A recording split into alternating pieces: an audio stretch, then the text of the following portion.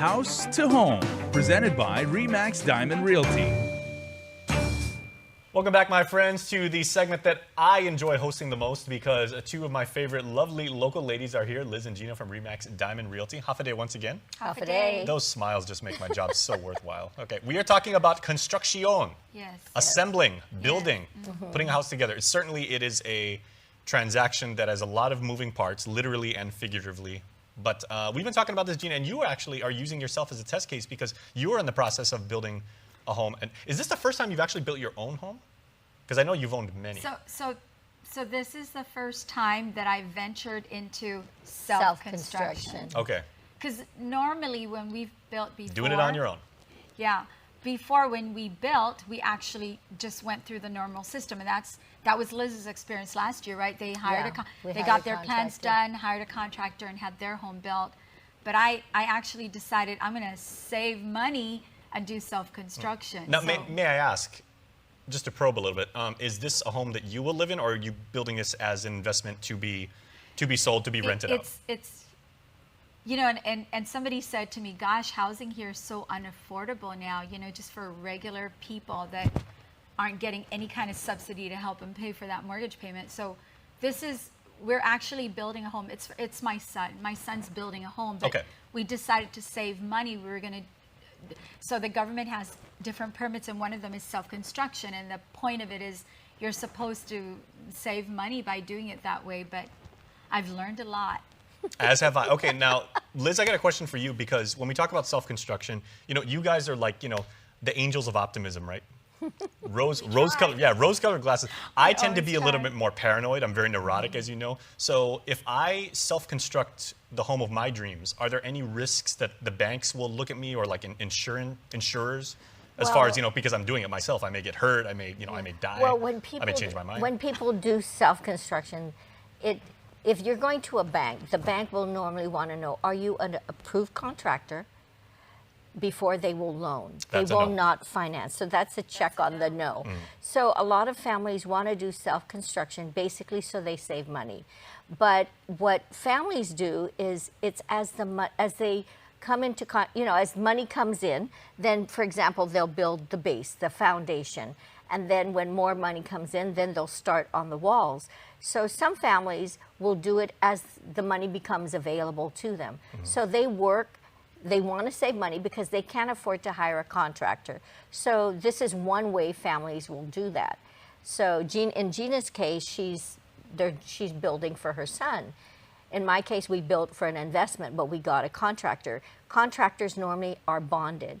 They have to be bonded when you get your loan. Which itself is a form of insurance. Yes, the bank wants assurance that if the contractor defaults or isn't able to complete the construction, then what happens is the bonding will cover it. They hire another contractor, and the monies from that bonding insurance will help complete the home. So it protects the bank's interest, and it protects the consumer's interest as well. But it is very critical. But when you're doing self-construction, it's normally self-funding. Or you've saved up to do this, and you'll do it in phases. Now, Gina, if I still want to go to the bank in earnest, and I'm like, okay, well, hello, Mr. Banker, my name is Jason. I would like to build a house myself. I don't have that much in the bank to, you know, be able to get all the raw materials. Do I still approach them to apply for a traditional housing loan, or are there different products that the bank would offer me that are more appropriate? So before you get your permit, because last week we talked about the permitting process, right? The whole process itself, and I'm at the stage where I just about a month ago we got our permit for the construction. Before you do that, I tell people you start with the bank. If you're going to do construction, whether you've decided to do self-construction, let's just think about exploring all your means of getting this done, right? The first thing you need to do is go to the bank. And this is even if you weren't doing construction, just to buy, you start with the money. You know that saying, show me the money? Yeah, it applies to everything. If you're going to do construction generally, go to the bank. And I'm assuming you I've already... seen Jerry Maguire a few times. Yeah, show me the money. Exactly. But I'm assuming you already own the land. If not, that's a different program. But you already own the property. You've already verified that you have the utilities there, okay? And that's critical, because if you've checked your property and you don't have the utilities readily available, then you really need to sit down and work your numbers backwards. And I've done this, years and years ago when real estate was slow. Imagine, it's not like that anymore. I used to help families who already had their land. I used to sit with them and we would work out a floor plan based on their budget. So the first thing we did was show me the money. When your construction is done, how much money is the bank going to give you? And we'd work our way backwards. Okay, if that's your budget, let's take out for the utilities first. What's a house without utilities? So let's minus that off the top. Basically a shack. Yeah. Well, you won't, if you're not going to get a occupancy permit if you cannot connect. Which is actually wrong, because I know many people who have shacks and they have utilities. And they have utilities. Yeah. And Liz and I, we've actually encountered in the past, you would get your permit, and if you didn't know how to read that correctly, sometimes they would say, well, you're going to get the permit if you do ABC, where in terms of the utilities.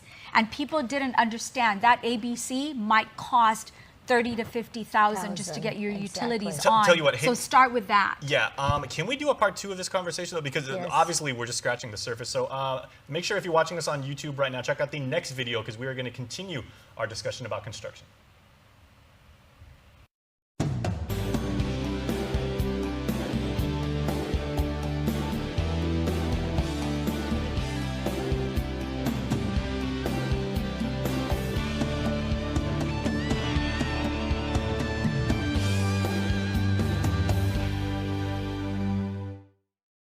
KUAM TV 8.